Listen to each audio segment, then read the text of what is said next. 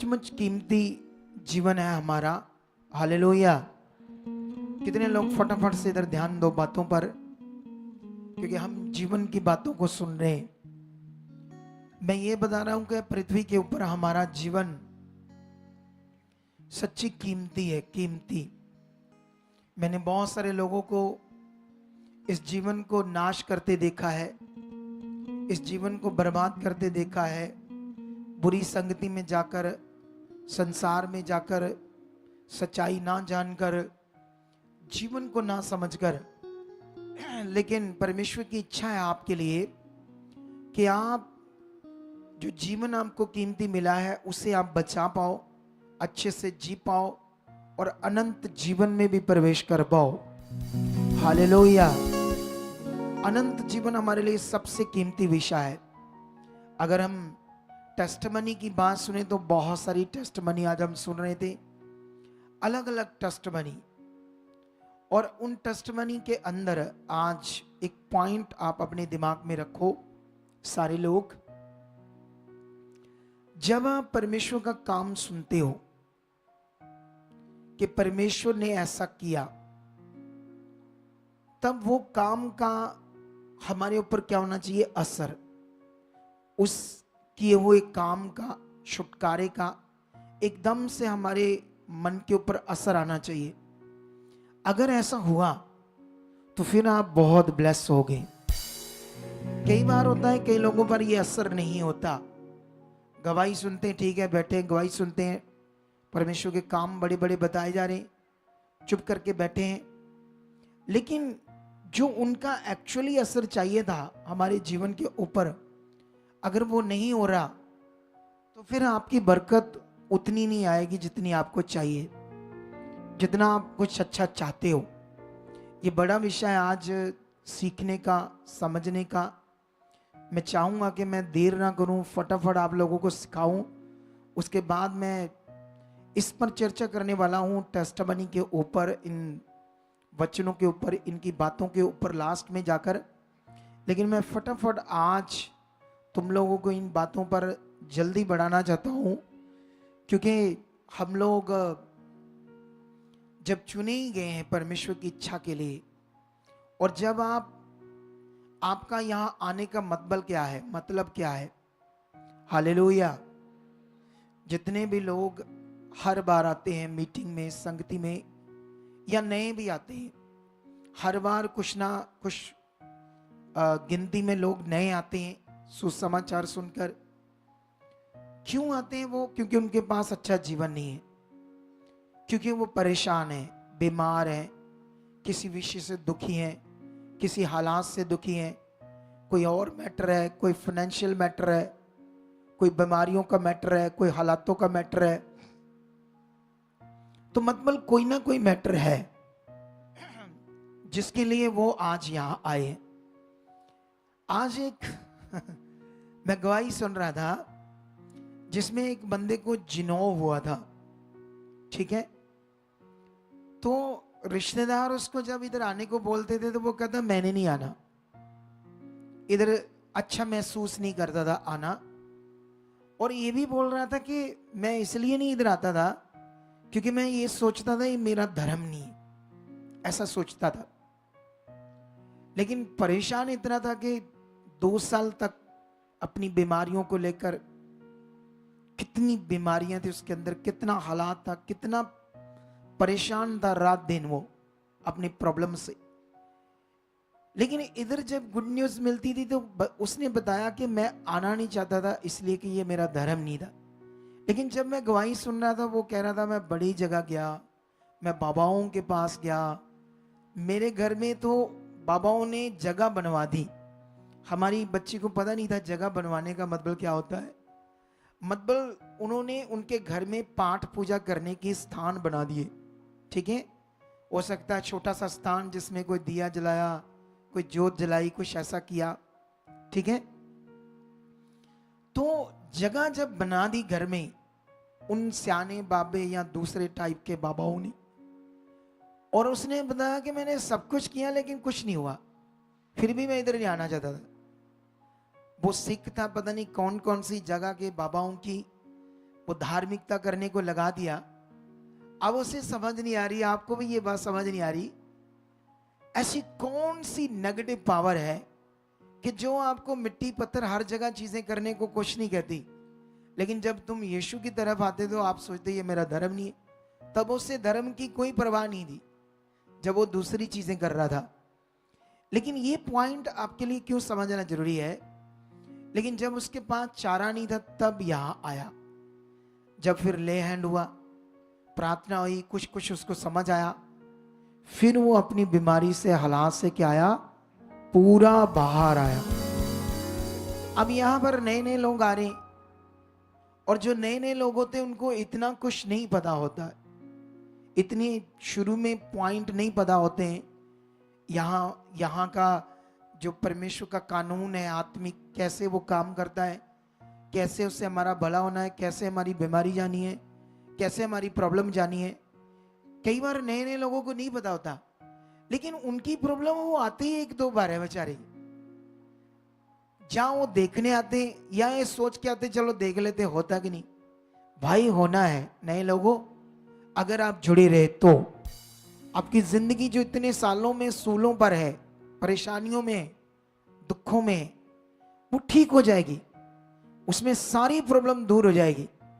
और आपको एक गुड न्यूज देता हूं, इस मिनिस्ट्री की, वर्ल्ड में ये एकमात्र मिनिस्ट्री है जहां पर लोगों पर वर्क किया जाता है, वर्क। हालेलुया। जो भी आज हमारी ब्रांचेस में जुड़े हुए लोग हैं, जहां और ब्रांचेस खुलने वाली है, उनको एक बेनिफिट्स होगा बड़ा वाला, वो हम बताएंगे क्या लास्ट में जाकर आज, ठीक है। क्या बेनिफिट्स होगा ब्रांचेस में जुड़ने वालों को, क्यों ब्रांचेस खोलनी है, क्यों लोगों का वहां पहुंचना है, आना है, और आपका यहां आना और परमेश्वर के साथ बनना, अच्छे से चलना, ये क्यों जरूरी है। इन सब बातों पर आपने ध्यान देना है, क्योंकि ये जीवन की बातें हैं। हालेलुया। कौन सी बातें हैं ये? जीवन की बातें, जीवन की। कितने लोगों को बात समझ आ रही है? तो ये बड़ा विषय है आज आप लोगों के लिए, तो इसलिए मैं जल्दी वर्ड को शुरू करना चाहता हूं आप लोगों के लिए। और मैं चाहता हूं मैं डीपली ज्यादा ना आपको बताऊं, थोड़ा आसान करके बताऊं जो आप लोग अच्छे से समझ पाओ परमेश्वर के वचन को, और आपके अंदर बैठ जाए और तुम आसानी से परमेश्वर के साथ चल सको। हालेलुया। तो अभी आंखें बंद करो, और जितने यहाँ लोग हैं और जितने ऑनलाइन लोग हैं, सब लोग एक प्रार्थना करो, परमेश्वर से मांगो कि जो कुछ हम सुनने जा रहे हैं, परमेश्वर आपका वर्ड, वचन, उसको हम सीख चुके हैं, समझ चुके हैं आज परमेश्वर, क्योंकि आप हमें बुद्धि दे चुके हो, आप हमें समझ दे चुके हो, ताकि हम तेरी इच्छा में चले। खुदाबंद तेरा धन्यवाद करते हैं। ऐसे बोलते जाओ परमेश्वर के साथ, तो वो खुदा आपकी सुन रहा है। जो कुछ तुम मांग रहे वर्ड के लिए, वचनों के लिए, परमेश्वर आपके लिए पूरा कर रहा है। जो ऑनलाइन लोग हैं वो भी प्रार्थना करो, ताकि परमेश्वर आज उन्हें छुए और वो हील हो, चंगे हो, आगे बढ़े। खुदा मैं प्रार्थना करता हूं, निश्चय आप इन्हें बुद्धि और समझ से ब्लेस कर चुके हो यीशु मसीह के, ये आशीष दे चुके हो यीशु मसीह। ऐसा हो चुका है खुदा, आज का वचन कोई अंधकार की शक्ति चुरा नहीं पाएगी। ऐसा हो गया है यीशु नाम से, आमीन। फिर से मैं आप लोगों को उसी पॉइंट पर लेकर आता हूं, वो है बुद्धि और समझ।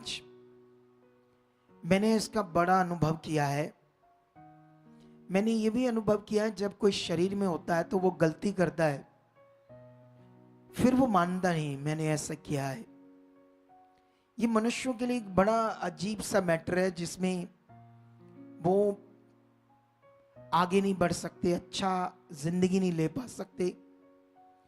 मैंने हमेशा अपनी टीम से जब मीटिंग की, और मीटिंग करके मैंने इन्हें एक पॉइंट समझाया कि जब भी आपसे कोई गलती हो आप उसे मान लिया करो, उससे आपका बड़ा फायदा होगा पक्का। जब भी आपसे मिस्टेक होती है, गलतियां होती है, हम मनुष्य, हमसे हो जाती है। कई बार क्या होते हैं, कुछ लोग अपनी गलती मानने के बजाय उसमें कुछ अपना एफर्ट्स लगाते हैं, अपना तरीका बता देते हैं, नहीं मैंने ऐसा नहीं किया, वो नहीं किया, ये नहीं किया, वो नहीं किया, उल्टा वो और आगे पीछे हो जाते हैं। जो सही मनुष्य बनना है, एक अच्छा मनुष्य बनना है, फिर वो बन नहीं पाते। तो इसीलिए आज मैं आपको, क्योंकि हमने जो थंबनेल के ऊपर लिखा है आज, वो ये था कि जीवन की बातों से ही जीवन मिलता है। ये मेरा आज टॉपिक है आप लोगों के लिए, सबके लिए, कि जीवन की बातों से आपके पास क्या आएगा? जीवन।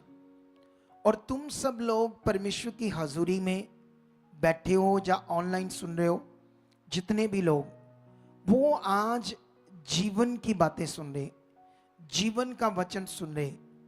अब ये जीवन का वचन क्या है, कैसे आपको पकड़ना है, कैसे अपने जीवन में इसको रखना है, अपने मन में रखना है, और कैसे आपके अंदर ये जीवन लेकर आएगा, ये पॉइंट आपको समझना होता है अच्छे से। तो इसलिए मैं सबसे पहले आपको पुराने नियम में लेकर जाऊंगा। सबसे पहले मैं एक उत्पत्ति का वचन पढ़ूंगा, फिर उसके बाद मैं उत्पत्ति का एक और वचन पढ़ूंगा, एक 4 में पढ़ूंगा और एक 6 में पढ़ूंगा, 2 जगह पर पढ़ूंगा परमेश्वर का वचन। तो सबसे पहले मैं 4 अध्याय का ये वाला वचन पढ़ना चाहता हूं, कैन और हाबिल का। यहां पर एक वर्ड है आप लोगों के लिए, 7 वचन। कौन सा वचन है ये? 4 का 7।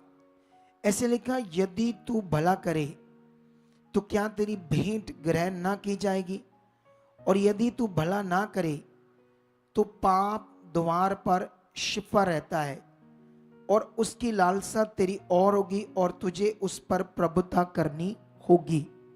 हालेलुया। इधर ध्यान दो आप लोग सारे परमेश्वर के वचन पर। ये जो वचन हमने पढ़ा, इसका मतलब, पूरा मतलब, मीनिंग तभी हमें समझ आएगा जब हम ऊपर से रचना पढ़ते हैं तो, ठीक है। लेकिन उस रचना को मैं थोड़ा सा तुम्हें समझाता हूं ताकि तुम्हें समझ आए ये वचन जो मैंने पढ़ा ऐसा क्यों लिखा गया है। कई बार कुछ लोग इधर से पढ़ते उधर से पढ़ते हैं और उसके बाद उनको अच्छे से ये पता नहीं होता रचना किसको कहते हैं, इसमें टॉपिक में बात क्या हो रही थी, विषय क्या हो रहा था पूरा।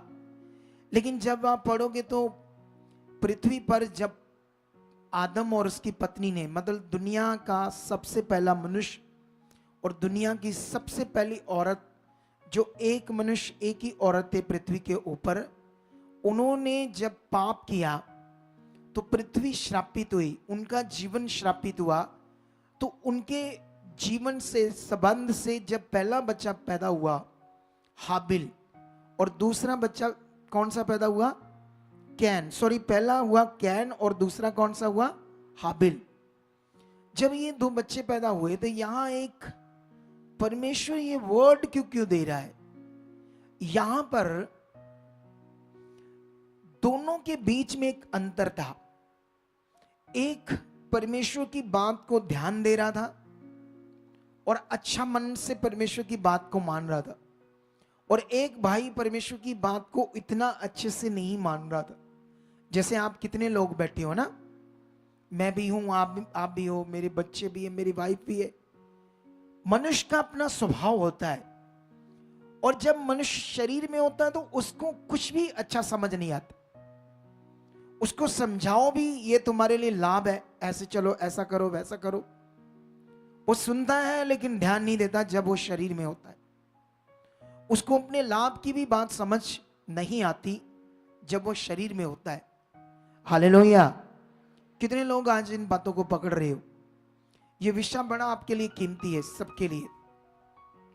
लेकिन यहां पर विषय था परमेश्वर के सामने बलिदान चढ़ाना, भेंट चढ़ाना। शुरू में परमेश्वर ने कहा था कि जो कुछ भी तुम पृथ्वी पर कमाओ, काम काज करो, उसका 10वां हिस्सा मेरे सामने लेकर आना है, ऐसा परमेश्वर ने कहा था। कैन अपने 10वें हिस्से को कैसे लेकर जाता था? ऐसे उत्तमता से पहला फल, उत्तमता से बढ़िया, सबसे पहले बढ़िया, ऐसे कैन लेकर जाता था। नहीं सॉरी, हाबिल। लेकिन जो कैन था वो किसान था, खेती करता था। वो अच्छा अच्छा बीज, अच्छा अच्छा अपना खाना, रोटी, सब चीजें पहले अपने लिए रखता था और बचा कुछ या परमेश्वर के सामने लेकर जाता था। जैसे यहाँ बहुत सारे लोग क्या करते हैं ना, जैसे हम लोग भी बीज बोते हैं, तो हम लोग क्या करते हैं ना, जैसे ये खर्चा वो खर्चा, ये खर्चा वो खर्चा, ये सारा कुछ करके उसके बाद कई बार बचा कुछ थोड़ा बहुत कर देते हैं। कुछ लोग ऐसे होते हैं। लेकिन परमेश्वर हमारी चीज का भूखा है। बताओ, जिसने तुम्हें आसमान बनाकर दिया, जिसने तुम्हें सूरज बनाकर दिया, जिसने तुम्हें शरीर दिया, जिसने तुम्हें सांस दी, जीवन दिया, क्या वो हमारी कुछ चीजों का भूखा है? नहीं, वो ऐसा नहीं। फिर उसने ऐसा नियम क्यों बताया? इस नियम का मतलब था आपका मन, कि आप परमेश्वर के साथ कैसा मन रखते हो, आपके अंदर परमेश्वर के लिए कैसा आदर है, तुम कैसे उसके साथ जीते हो, उसकी कही हुई बात को कितना आदर करते हो। लेकिन ये था ये मेन पॉइंट यहां पर। लेकिन जब दोनों का मन परमेश्वर के सामने आया तो कैन के मुंह पर उदासी आई। कैन ने मुंह अपना अजीब सा बनाया, क्योंकि उसकी भेंट ग्रहण परमेश्वर ने नहीं की, हाबिल की। लेकिन यहां जो मैंने पढ़ा, लिखा यदि तू भला करे, ना हम समझते हैं ना भला किसको कहते हैं, लेकिन अगर तुम इंग्लिश में इसको पढ़ोगे तो ये लिखा था, राइट शब्द था, अगर तू सही से जो मैं कहता हूं वो करे, राइट सही करे। हिंदी के लिए तो भला शब्द आ गया, लेकिन ये सीख लो आप लोग, परमेश्वर ने उसे ये बताया था कि जो मैं बोल रहा हूं तुम्हारे लिए, तुम्हारे अच्छे के लिए, उसमें तुमने बनकर अपने आप को राइट करके राइट करना है।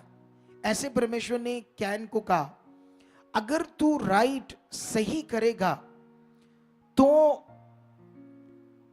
तेरी फिर भेंट ग्रहण की जाएगी। अगर तू ऐसा नहीं करता तो लिखा पाप दीवार पर छिपा रहता है। लेकिन अगर इसको हम इंग्लिश में पढ़े तो ये शब्द जो था छिपा रहता था, इंग्लिश के अकॉर्डिंग ये शब्द था पनपनाता। मतलब आपके अंदर जो पाप है वो पनपनाता रहेगा। आप समझते हो पनपनाता क्या होता है? अंदर ऐसे काम करेगा, काम काम। इंग्लिश की बाइबल में ऐसे लिखा है, ठीक है। अगर हम राइट से परमेश्वर के साथ नहीं चलेंगे, राइट से उसकी इच्छा नहीं पूरी करेंगे, तो हमारे अंदर जो आदम और हवा से पाप आया वो पनपनाता रहेगा। हमेशा ये बलीवर के साथ होता रहता है, बलीवर के साथ ये पॉइंट होता रहता है। इसीलिए जो यीशु मसीह ने अपना काम पूरा किया, तुम्हें छुटकारा देने का, चंगाई देने का, जीवन देने का, बरकत देने का, तुम्हारी बीमारियों से फ्री करने का, और शैतान तुम्हारे ऊपर अधिकार ना रखे, और पाप भी तुम पर प्रभुता ना करे, पाप भी तुम्हें अपने वश में ना करे, ऐसा काम तो यीशु मसीह ने पूरा किया था। लेकिन अगर हम क्रिश्चियनिटी में इसको चेक करें तो ऐसा हो नहीं रहा। जितना पावरफुल यीशु ने हमारे लिए, पूरे संसार के लिए कार्यों को पूरा किया, उसके अकॉर्डिंग पूरी क्रिश्चियनिटी के अंदर उतना पावरफुली ये काम प्रकट में हम नहीं देख रहे। ऐसा क्यों है? क्या तुम इसे समझना चाहते हो या नहीं समझना चाहते हो? हालेलुया, ऊंचा बोलो हालेलुया, और ऊंचा बोलो। अगर मैं बीच में आमीन बोलूं या हालेलुया बोलूं, तुमने मेरे पीछे जोर से बोलना है, स्ट्रांग रहना है, ठीक है। तो ये क्या कारण है कि जो काम यीशु मसीह ने पूरा किया सारे संसार के लिए, और खास करके जो मसीह में उनके लिए, लेकिन जब हम उनके जीवन को देखते हैं तो वो हालातों में है ना। अभी एक गवाही दे रहे थे बिक्की पिंड से, तो वो भी प्रभु में, वो भी हालात में थी, फ्री होगी यहाँ आकर। लेकिन एक दिन मैं प्रचार कर रहा था तो उसकी में भी मम्मी थी साथ, तो वो चुप करके बैठी थी ऐसे। तो मैंने उससे पूछा आप क्या सोच रहे हो? तो मुझे टीम ने बताया ये इसलिए सोच रहे हैं कि इनका पूरा जो एरिया है बिखिपिन, उस एरिया में लोग परेशान बढ़े यीशु मसीह हालातों में, तो ये चाहते हैं कि आप जैसा अगुआ उधर आए, ऐसा ये सोच रहे।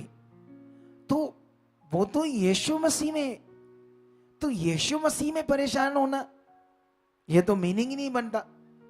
हालेलुया। इसका मतलब कुछ तो मनुष्यों को समझ नहीं आ रहा, कुछ तो परमेश्वर के लोगों को समझ नहीं आ रहा, जो उन्हें समझना क्या है जरूरी है, जिससे उनकी जिंदगी में बड़े काम हो। तो आज